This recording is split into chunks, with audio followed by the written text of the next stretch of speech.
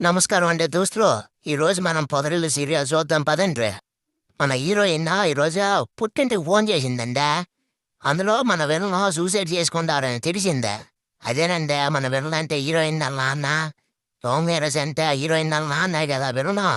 కాదు, నేను ఒకటి అడుగుతాను మీ పెద్దోడికి. లవ్ మ్యారేజ్ అంటే ఎందుకంటే మీకు పడదు? లవ్ మ్యారేజ్ కూడా ఒక మనిషి మనిషి పెళ్లి చేసుకోవడమే కదండి.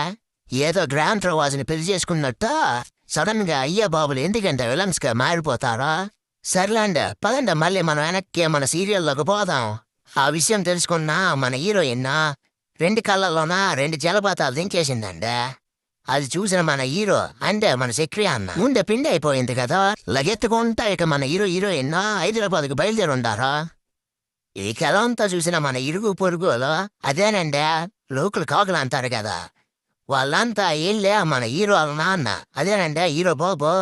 ఆయన ఏడిపించడం స్టార్ట్ చేసి ఉంటారు. పాపం అండి ఆయన ఈ కాకుల మాటలు నమ్మేసి తెగ ఫీల్ అయిపోతుండాడు. నిజంగానే వెళ్ళిపోతుండారేమో. మన వీడియో నచ్చినట్లయితే ఒక లైక్ చేసి సబ్స్క్రైబ్ చేసుకోండి.